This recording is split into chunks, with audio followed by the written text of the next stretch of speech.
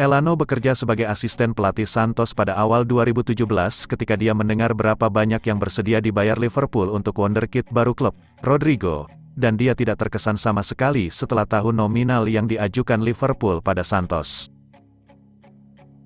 Saya pergi ke Dewan dan berkata, "Tidak, kami tidak bisa membiarkan dia pergi karena ini," kata mantan gelandang Manchester City itu kepada BBC. Itu hanya tawaran 3 juta euro dan pembicaraan sudah pada tahap lanjut. Itu adalah kesepakatan yang hampir selesai. Mereka memiliki kesepakatan lisan tetapi saya bersikeras, kami tidak bisa melakukan ini. Dia baru berusia 16 tahun saat itu. Meskipun tim memiliki harapan tinggi untuknya, belum jelas kapan dia akan bermain untuk tim senior. Jadi saya pergi ke Rodrigo dan mengatakan kepadanya, "Kami akan segera mempromosikanmu, pegang perkataanku." Beberapa saat kemudian, saya akhirnya mengambil alih sebagai manajer sementara. Lebih cepat dari yang diharapkan, saya bisa melakukan apa yang telah saya janjikan kepadanya. Saya membawanya untuk berlatih bersama kami dan memberinya menit pertamanya sebagai pesepak bola profesional, lanjut Elano.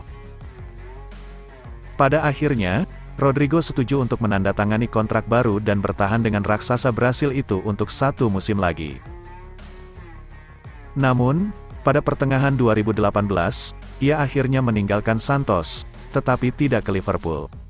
Sebaliknya, ia menandatangani kontrak dengan Real Madrid setelah tim raksasa Spanyol itu datang dengan tawaran 45 juta euro. Sekarang, ketika kedua tim bertemu di Paris untuk final Liga Champions pada hari Sabtu, sang penyerang akan berada di pihak yang berlawanan dari pengagum lama Jurgen Klopp. Rodrigo adalah bukti yang penting dalam perjalanan epik Madrid ke Stade de France.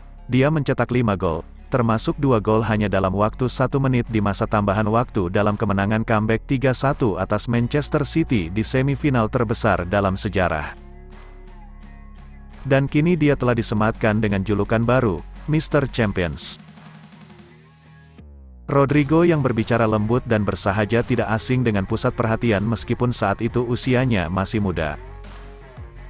Pada usia 11, ia menjadi pemain Brasil termuda yang menandatangani kontrak dengan Nike, mengalahkan rekor sebelumnya 13 milik Neymar, produk Villa Belmiro lainnya.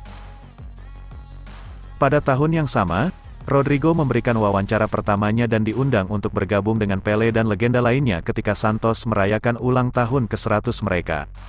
Dia tidak pernah membiarkan ketenaran menguasai kepalanya, dengan banyak pujian diberikan kepada orang tuanya. Sang ayah, yakni Eric Gus bermimpi berbagi lapangan dengan Rodrigo, tetapi tidak dapat memenuhinya, jadi dia memilih pensiun pada 2016 untuk fokus pada karir putranya. Rodrigo tidak pernah khawatir menjadi seperti Neymar atau pemain lain dari Santos, kata Elano yang telah membuat awal yang menjanjikan sebagai manajer di negaranya.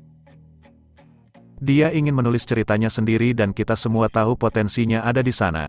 Mungkin orang yang tidak mengenalnya tidak bisa mengatakan itu. Tapi dia memiliki karakter yang kuat.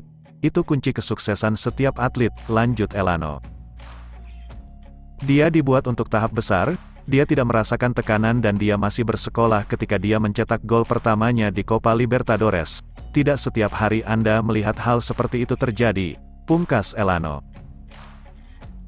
Rodrigo menikmati musim terbaiknya untuk Madrid, dan setelah memenangkan La Liga dan Piala Super Spanyol, kini dirinya ingin menyelesaikannya dengan trofi Liga Champions.